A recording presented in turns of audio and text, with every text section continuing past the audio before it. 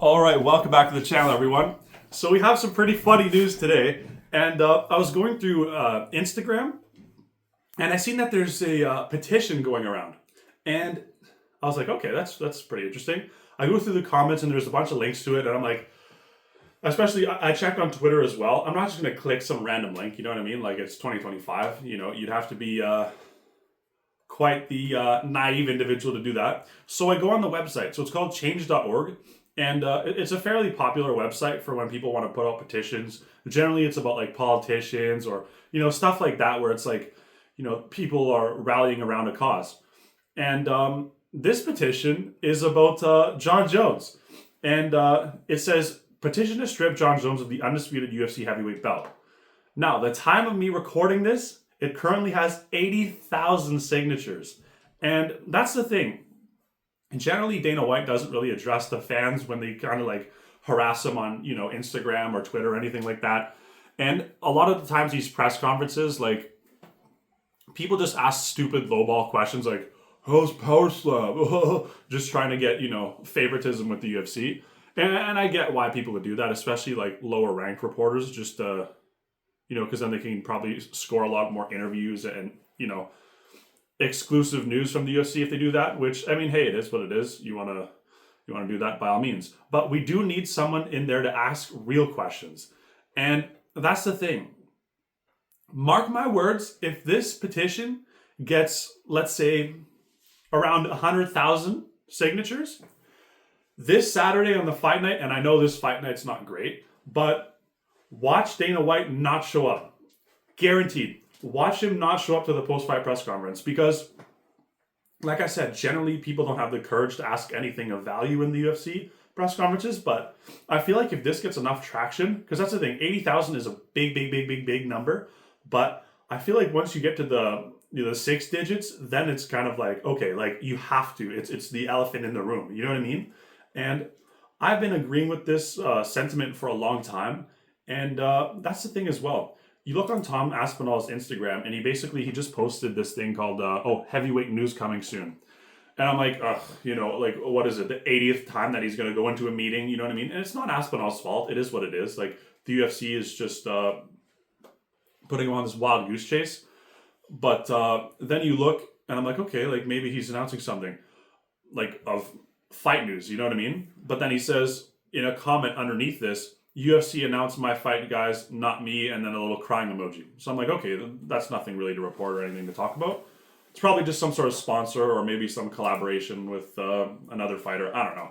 But yeah, I remember, I think I seen on Aspinall's Twitter as well, or Instagram, that he posted that he actually signed the petition as well. So that's what I'm saying. Seeing where John Jones is at, I can't imagine that the UFC is announcing anything like that. So I was skeptical before, but it is what it is. Tom Aspinall, hang in there, man. That's all I can say. But yeah, no, it's really interesting to see that 80,000 people went out of their way to do this, and yeah, I really hope this actually gets to Dana White because I feel like I said, if it's under 100,000, like you can just be like, oh, it's just a bunch of random nobodies. Who cares? But yeah, once you get into these big numbers, and that's the thing. I wonder if they could get to like 1 million, depending on how active the MMA community is these days. Because that's the thing, like, as much as the summer's heating up a bit, I feel like there was a dip in popularity recently. So hopefully, at least, a few 100,000. But yeah, if it's 1 million, then it's a no-brainer. So yeah, I'm looking forward to seeing what happens with that. And then, yeah, next in the news, I seen Nate Diaz on a podcast, and he was saying that he wants to come back to the UFC. And I know a lot of people roll their eyes. It's like, yeah, right. Like, you know what I mean? People don't really consider him as like a serious title challenger anymore in the UFC. But the thing is, like, I don't want him to go in there against like a Kamzat because we've seen how that happened. Like, we don't want to see him go up against like some sort of like up and coming killer. Like, not at all. I don't want to see that at all. Because basically in the interview he was doing, he said that he would like to fight like Holloway or Topuria for the BMF title. And that's the thing. If he wants to do this kind of BMF title, the BMF title is so, what's the word for it? Not inconsistent, but like, I don't know. Basically, they can do whatever they want with it whenever they want. It's not a I would say legitimate title where it's like, you have to have like the champion aside from, heavyweight recently, but you have to have like regularly defended, and it's a multi-divisional kind of thing as well. So my advice, obviously, I don't want to see Nate Diaz versus Taporia or Max Holloway, depending on how if Max wins or loses. I don't really want to see that. But he also said that he would be willing to fight McGregor, and he was kind of like, if the UFC is willing to have me back kind of thing. So I don't know how the relationship is, but I remember when the whole Michael Chandler McGregor thing was going on, I was just like, ugh, I never wanted that fight in the first place. And then seeing it dragged on for 2 years, it's like, ugh. It's like, it's like, it was just sad to watch, man. It was sad to watch. Like, Michael Chandler just bagging every post-fight interview, bagging. It's like, you gotta know when to hold him, you gotta know when to fold him, man. Like, and Chandler has not a clue. What I want to see is Nate Diaz versus McGregor. The trilogy, that's a no-brainer for me.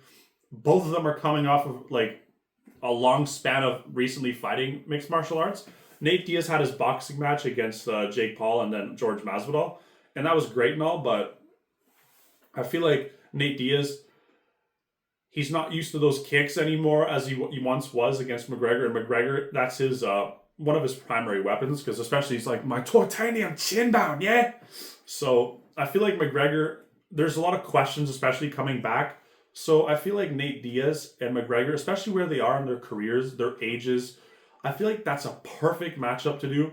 Especially do that in the later end of the year if they can't figure out the John Jones Tom Aspinall thing, which I doubt they will.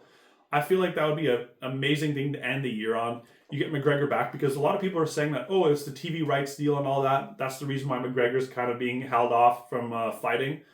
But no, I feel like by the end of the year they can figure it out, especially since Nate Diaz, I doubt he takes performance enhancement. I could be wrong, but just by his physique and his performances, I doubt he's on like some sort of steroid or anything like that. So I feel like it would be fairly easy to get him back in the testing pool.